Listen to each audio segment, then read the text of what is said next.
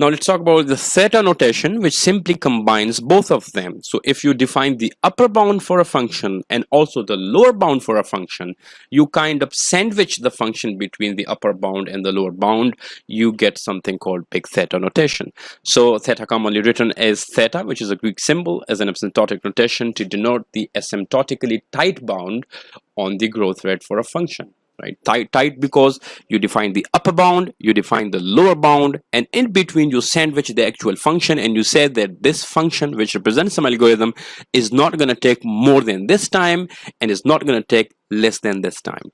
So we say f of n, which represents the actual function, and that function represents an algorithm, is theta of g of n if for some real constant c1, c2, and n naught, where c1 is greater than 0, c2 is greater than 0, and n naught is greater than 0, c1 of g of n is less than or equal to f of n, which in turn is less than of c of 2 of g of n for every input size n. You can search on the internet and learn more about this definition. It's very simple. So, and one thing to remember, f of n is theta, big theta of g of n, implies f of n is big of g of n, as well as fn is omega g of n. This is an important sort of law that you must remember, right? So this is the graphical representation on the xy plane. We have the actual function which is represented in this red line, and it is between the upper bound and the lower bound, and we say that this particular function is not going to take more time than this, and it's not going to take less time than this. For some values of n, remember, for some values of n, for some value of the size, this is the actual n naught. When we are equal to n naught, which represents some particular size of the input, or greater than n naught, it will always be in the middle or kind of sandwiched between these two upper bound and lower bounds. So now let's talk about how to derive a function from code. So this is the linear search, and it takes a value that we want to search in some sort of array, and we provide the size of the array. And within the for loop, we start with 0, less than the size, of course, I++.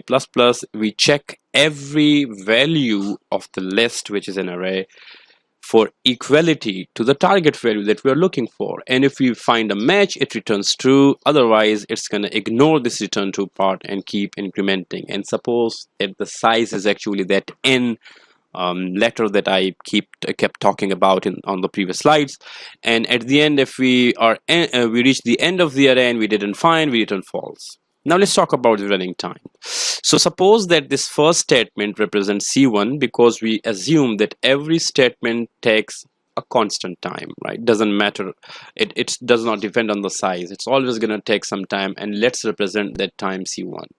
This second statement, which is a comparison, is going to take c2, and the third is going to take c3 I++. And then I represent this particular equality that it's a c4. This statement is going to take c4 time, and the true is going to take c5, and return false is going to take c6.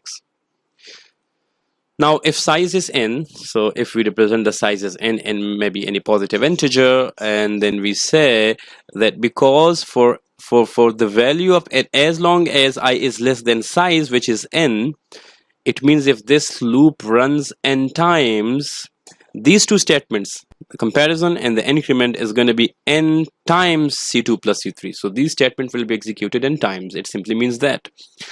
And similarly, this statement inside the body of the for loop is going to be executing n times as well.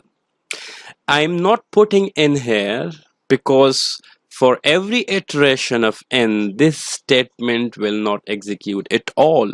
And if it gets executed, it will be only once. When we say return, we go out of the body of the function. And this is exactly the same as c5, because it's not going to be executed in the body of the for loop every time. So let's derive the running time. We represent the running time of an algorithm by t of n, which is t is a function on input n, and we say c1 plus n into c2 plus c3 plus c4. Now remember, n, c2 plus c3 makes sense, but why did I put c4? Because again, n times c4. So these three statements, this one, the comparison, the increment, and the equality, is going to be executed n times. So I say n times or into C2 plus C3 plus C4 and plus C5 and plus C6. Let's C1, C5 and C6, these are constant, never change, it doesn't depend on the size, so we'll just add them together, and n, C2, C3, C4, exactly the same. Now we say, okay, this C2, C1 plus C2 plus C6, let's call it C7, constant time, and then n, and let's call this some constant time C8. And now if you can see that the C2 is some constant, it may be 7 or 8 or 9, or C8 represents some number of statements that will execute only once, n times, and then we say, okay, ignore the constants.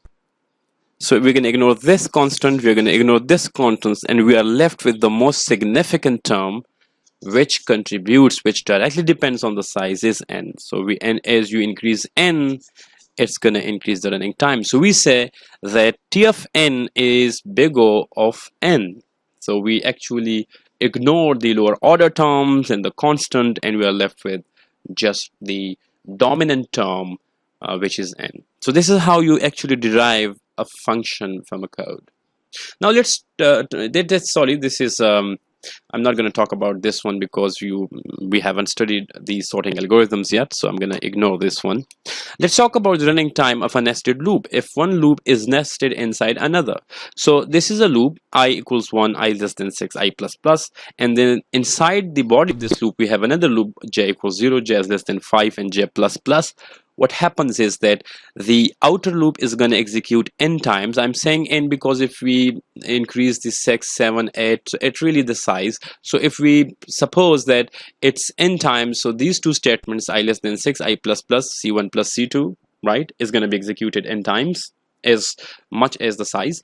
And similarly, if we come down to the nested loop and we say, okay, let's represent 5 with n, because we may increase the size, so it's a variable thing, and we say n into C3 plus C4 because this is C3, this is C4, and this statement is going to execute, like, this is important, this statement, and look, this is also important because for each iteration of n, outer loop is going to execute n times, then for each iteration of the inner loop, these two statements will execute. So it's actually square sort of thing right here as well.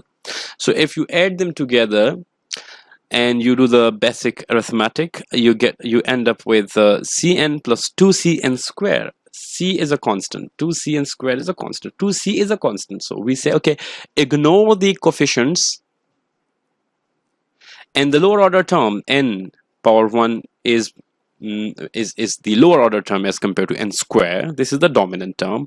So when the value of n increases significantly or exponentially, for example, or you think about it as a billions or trillions, then this term Cn and the leading constant doesn't matter. The dominant term is going to be n square, which contributes more to the overall growth of the function. And we said the running time of this is going to be big O of n square. And similarly, if there are 3 loops, one nested the other, and then the other in turn nested in the second loop, then we are going to end up, if you do basic math, big O of n cube. So in the next part of this week, we are going to talk about the stack data structure. Thanks for watching. See you next time.